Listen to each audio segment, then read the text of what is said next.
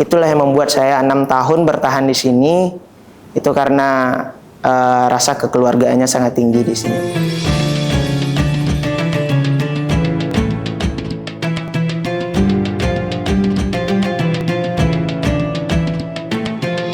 Assalamualaikum warahmatullahi wabarakatuh. Dunsana Info Sumbar. Perkenalkan, saya Zukrufil Sadri.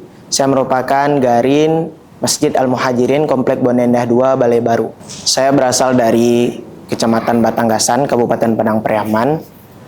Di sini saya sudah mengabdi selama 6 tahun dan keseharian di sini sebagai imam, sebagai pengajar TPQ, sekaligus biasanya saya di luar masjid itu berkuliah di kampus UIN Imam Bonjol Padang, jurusan Hukum Keluarga di Pascasarjana. Saya menjadi Garin itu di tahun 2019, semenjak awal masuk kuliah di S1.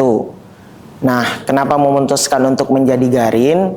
Ya, salah satu alasannya, yang pertama untuk membantu orang tua juga. Karena menjadi Garin itu meringankan beban orang tua.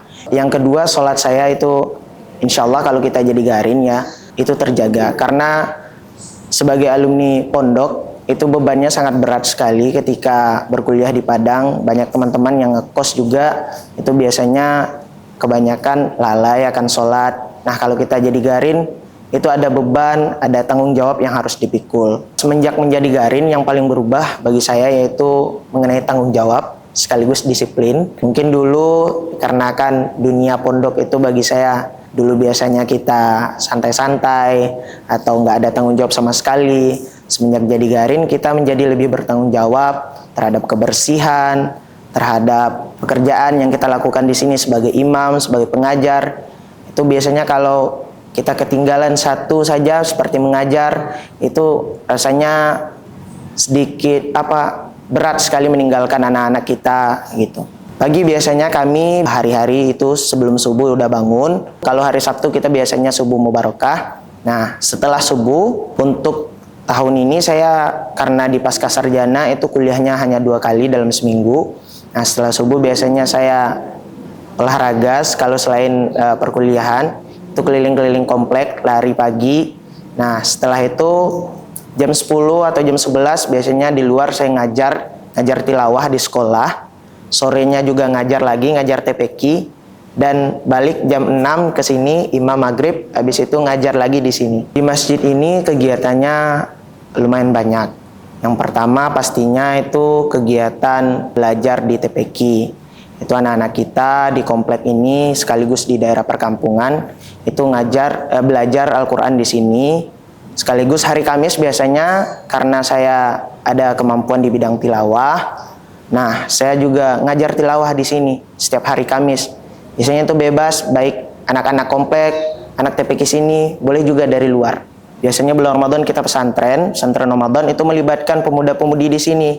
Nah, itu panitianya anak-anak sini itu sekaligus mengajak pemuda-pemudi kita untuk lebih dekat dengan masjid.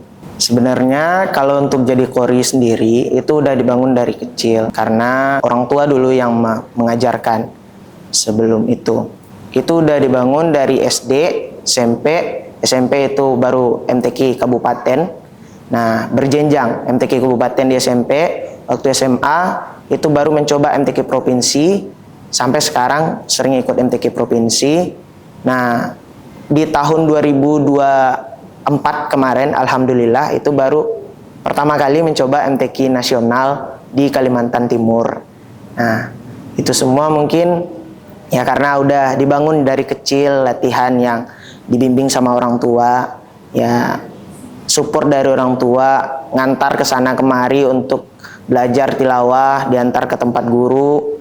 Nah, di pesantren juga ada ekskul tilawah dulunya, didatangkanlah guru. Nah, saya selalu ikut. Memang saya suka sekali dengan dunia seni tilawah. Sampai sekarang malahan setiap Sabtu contohnya tadi itu ada anak murid saya datang ke sini.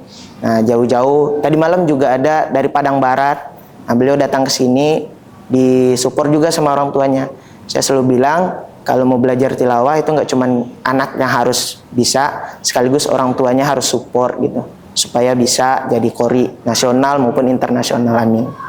Kalau untuk prestasi, alhamdulillah selama bermusabaqah tilawatil Quran itu prestasi di tingkat Provinsi Sumatera Barat, pernah juara 1 qiraat murattal remaja di tahun 2019 dan juara 2 di tartil menengah di tahun 2021, juara 1 lagi di tahun 2023 di Solok Selatan. Alhamdulillah, berkat musabaqah tilawatil Quran juga di tahun 2019, 2021 itu orang tua saya bisa saya bantu untuk berangkat umroh, dan di tahun 2025 awal kemarin alhamdulillah saya juga sempat pergi umroh dari musabaqah tilawatil Quran. Ya, kalau masjid bagi saya memang sudah seperti rumah kedua karena sudah 6 tahun mengabdi di masjid, dan lagi pula dulu saya di dunia pesantren juga. Ke rumah itu memang sangat jarang sekali, bisa dibilang kalau selama di masjid itu sekali seminggu saja pulang ke rumah. Apalagi kalau sekarang itu 2 bulan yang lampau orang tua saya juga udah meninggal. Jadi untuk pulang ke rumah dulu hanya motivasinya untuk melihat orang tua ya. Kalau sekarang itu bisa dibilang sekali 2 minggu saya pulang ke rumah, dan memang waktu saya banyak dihabiskan di masjid ini. Banyak mengabdi di masjid, berkegiatan di Padang, ngajar-ngajar anak Al-Quran di sini. Sebelum jadi Garin pun saya sudah bilang sama orang tua, saya mau kuliah di Padang, tapi kuliah sambil saya tinggal di masjid. Terus orang tua nanya kan, Pak kok tinggal di masjid gitu? Enggak, tinggal di kos ya gitu. Nah, kenapa tinggal di masjid? Saya bilang, karena di masjid kan kita biasanya mengabdi sekaligus membantu bekerja di sini. Itu kan kita biasanya dikasih bisyarah atau upah lah untuk kegiatan di sini. Nah, itu sekaligus membantu meringankan orang tua saya membayar biaya kuliah itu dulunya, seperti itu. Orang tua udah tahu dari jauh-jauh hari sebelum saya memutuskan untuk berkuliah di Padang, dia udah tahu. Saya udah cerita sama beliau. Support sekali, malah senang waktu wisuda S1 beliau kesini sama keluarga, sempat juga berbincang-bincang sama jamaah, cerita-cerita. Dan jamaah di sini kan memang selama saya di sini ya terasa sekali kekeluargaannya jamaah di sini. Saya sempat waktu itu ngundang jamaah ini buat datang pergi acara walimah kakak di kampung.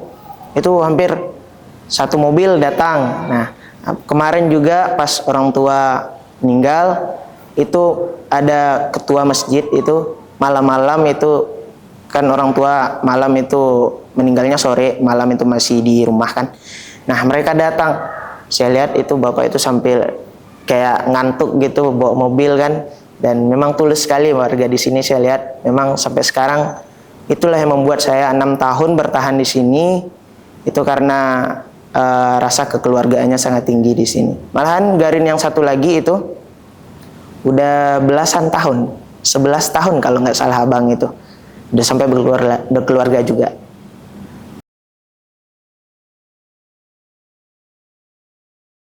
Kita di masjid ini alhamdulillahnya sebelum saya masuk ke masjid ini, kita hanya dibebankan itu imam untuk 3 waktu. Waktu maghrib, isya, sama subuh. Nah, zuhur dan asar itu kita boleh berpendidikan di luar, kuliah, seharian seperti itu, bekerja. Nah, makanya di masjid ini alhamdulillahnya waktu tidak ada yang berbentrokan. Palingan ada sesekali mungkin kayak hal musabaqah itu saya pergi 2 minggu untuk pergi keluar. Nah, menurut saya untuk memanage waktu di masjid ini kita hanya perlu komunikasi, sampaikan kepada pengurus kita ada acara di luar, ada acara sekian lama. Insya Allah pengurus kalau tidak ada masalah apapun, beliau insya Allah paham dengan apa yang kita lakukan.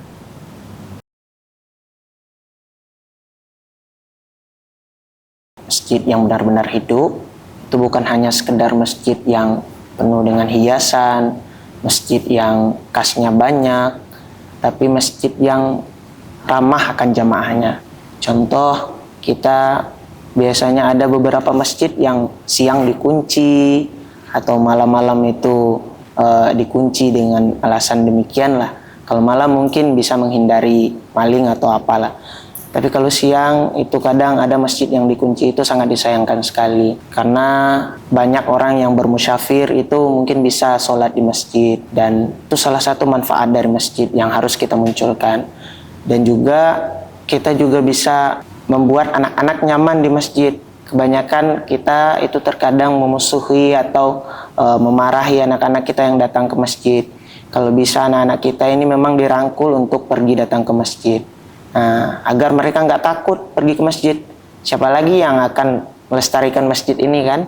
Nah, orang-orang tua itu mungkin 5 tahun atau 10 tahun paling lama mereka akan meninggalkan masjid ini. Nah, kita butuh anak-anak muda, anak-anak kecil, ya supaya mereka datang ke masjid ini. Terus juga kalau bisa kita upayakan kas masjid seperti kas anak yatim, itu kita usahakan dapat disalurkan secepat mungkin. Mungkin di luar sana banyak orang-orang yang membutuhkan. Nah, buat apa gunanya kita kumpulkan uang banyak-banyak, tapi kita alokasikannya hanya dalam satu waktu. Kalau bisa dalam tiap bulan kita alokasikan uang-uang tersebut. Agar masjid kita lebih bermanfaat, itu saja. Salah satu upayanya yang pertama jelas kita dalam proses belajar mengajar itu tidak membuat anak-anak menjadi takut terhadap kegiatan di masjid. Terus yang kedua, saya juga sering mewanti-wanti agar orang tua itu bisa kerjasama ke masjid, bantu bahu-membahu anak-anaknya datang ke masjid. Terus juga pernah kita di masjid ini mengadakan kegiatan futsal bareng anak-anak, itu sekali seminggu. Nah, mereka kan tidak hanya beranggapan kegiatan di masjid itu ibadah-ibadah, tapi juga ada kegiatan yang seperti futsal itu tidak begitu memberatkan untuk mereka. Kalau perbedaan yang signifikan dari hari biasa dengan bulan Ramadan, itu pastinya kuantitas jemaah kita. Nah, yang biasanya di hari-hari itu bisa dihitung dengan jari mungkin.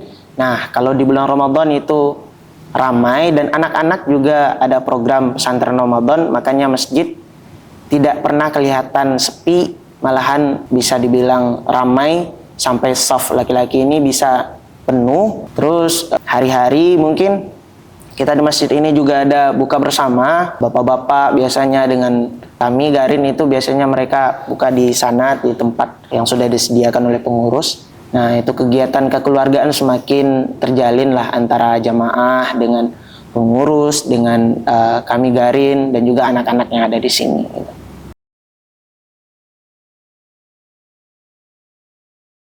Tentu ada ya momen-momennya ya.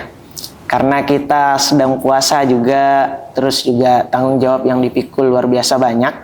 Karena di bulan Ramadan ini Garin itu multifungsi, ada kita jadi imam juga, jadi panitia pesantren juga, jadi penceramah juga, ada jadwal imam di luar juga. Nah, banyak hal yang kami lakukan di bulan Ramadan.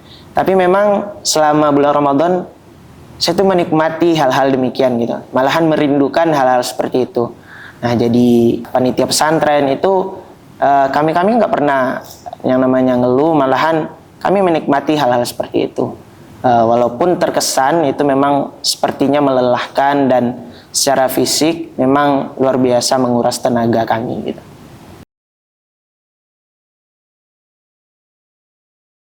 Saya nggak pernah ya Kak, nggak pernah merasa menjadi Garin itu hal-hal yang remeh-temeh. Malahan saya menjadi Garin itu dari awal sampai sekarang saya nggak pernah ngerasa minder, senang, dan bahkan banyak teman-teman yang support, yang datang ke sini. Kadang-kadang mereka waktu kuliah ya datang ke sini itu menikmati makan di sini dan bercengkrama di sini. Gak pernah ada teman-teman atau lingkungan yang menyampaikan, oh jadi Garin ini. Mungkin di luar sana ada, tapi kalau alhamdulillahnya di lingkungan saya itu gak pernah saya temukan orang-orang yang memandang remeh Garin. Dan bagi saya juga Garin nggak pantas untuk dipandang remeh. Mereka udah mengabdi untuk masjid, hal-hal yang dilakukan itu untuk pengabdian masjid. Dan Nabi Muhammad kan juga bilang salah satu orang yang mendapat naungan nanti di yaumil akhir itu adalah orang-orang yang hatinya terpaut dengan masjid. Ya, mungkin Garin-Garin di luar sana yang mungkin pernah minder atau gimana. Bagi saya mindsetnya aja yang perlu dirubah. Jadi Garin itu nggak perlu minder. Kalau kita menjadi Garin, itu adalah sebuah privilege bagi kita. Kita jadi Garin, kita berpahala sekaligus mungkin nikmat duniawi kita juga dapat jadi Garin gitu.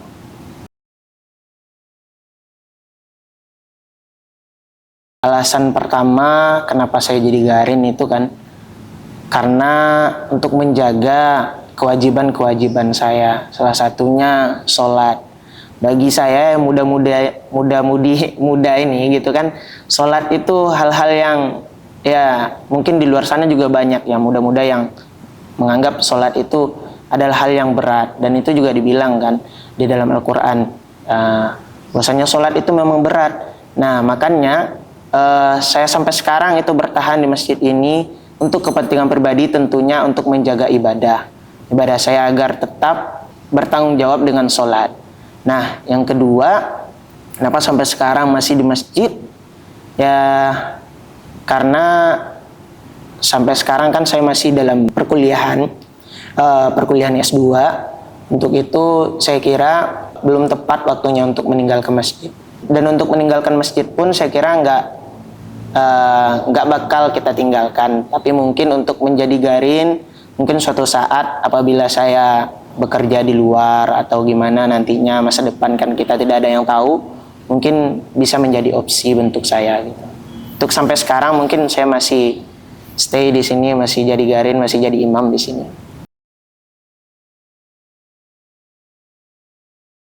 Saya berharap masjid kita ini bukan hanya sekedar megah dalam bangunan. Saya berharap jamaah-jamaah kita itu bisa lebih rutin ke masjid, lebih banyak menghabiskan waktu di masjid, sholat berjamaah ke masjid, dan mendengarkan tausiah di masjid. Yang kedua itu tadi membawa keturunan-keturunannya, anak-anaknya untuk datang ke masjid. Karena anak-anak itu saya kira sekarang ini gak bisa datang sendirian ke masjid, perlu dampingan orang tua. Karena mereka masih anak-anak, kalau bisa kita orang tua juga bersama-sama datang ke masjid bareng anak-anak kita. Saya berharapnya seperti itu, masjid ini menjadi tempat yang nyaman, tempat yang menghabiskan waktu di masjid itu merasa nyaman di masjid, dan kita berlama-lama di masjid itu tidak sungkan di sini gitu. Nah, ada jemaah saya bilang itu kalau kita di masjid itu ibarat ikan di dalam air katanya. Nah, jadi kan kalau ikan di dalam air itu senang dia. Nah, kalau kata jemaah saya, salah satu jemaah saya itu ada Bapak Ismet namanya, beliau selalu datang paling awal di masjid ini. Selalu bilang, saya semangat sekali untuk datang ke masjid karena di umur-umur tua ini katanya hanya itu yang bisa kita lakukan, ibadah, menafkahi keluarga, dan kita rajin ke masjid, insya Allah. Saya lebih berharap kalau di tahun-tahun sebelumnya saya banyak menghabiskan waktu di luar untuk bermusabaqah di malam-malam hari. Mungkin tahun sekarang saya berharap bisa menghabiskan waktu lebih banyak di masjid untuk beriktikaf, baca Quran lebih banyak lagi, agar bulan puasa kita itu tidak lalu begitu saja. Kita mendapatkan fadilah dari puasa kita. Nah, banyak kan orang yang berpuasa, kata Nabi Muhammad, itu hanya mendapatkan lapar dan haus saja. Mungkin ke depan saya berharap ya di bulan Ramadan ini masjid ini bisa lebih ramai lagi, Masjid Al-Muhajirin ini bisa lebih bermanfaat untuk masyarakat. Dan alhamdulillahnya setiap teman-teman yang saya undang untuk pergi ceramah ke sini selalu menyampaikan respon positif di masjid ini. Beliau bilang, wah masjidnya ramai, jemaahnya ramai sekali gitu. Semangat jadinya ceramah katanya kan. Alhamdulillah setiap ya teman-teman yang ini kan ada subuh mubarakah ya Kak. Setiap teman-teman yang datang ke sini selalu menyampaikan Masjid Al-Muhajirin itu ramai sekali jemaahnya, sampai ibu-ibu sampai penuh ke belakang itu biasanya. Dan saya berharap itu di bulan Ramadan bisa bertahan dari awal sampai akhir hendaknya. Harapan kami terhadap Sadri yang sebagai jemaah di sini, kami berharap anak-anak didik Sadri, kalau kami sebagai cucu yang ada lagi, ya diharapkan dapat kedepannya dalam mempelajari Al-Quran lebih baik lagi dari sekarang, dapat ditingkatkan. Kalau sekarang memang udah baik, tapi minta kami jemaah sini lebih baik lagi ke depannya. Kalau bisa kita bisa khatam Al-Quran lah, kalau sekali berapa. Itu kalau ada acara pertandingan di luar, udah bisa anak-anak didik TPQ ini bisa diikut dalam pelaksanaan itu. Bisa diikut lomba MTQ misalnya. Jadi harapan kami itu. Dan terhadap Sadri juga kami berharap kedepannya, sekarang dia kalau udah S1, mau S2 lagi. Semoga lancar dan berhasil, sukses.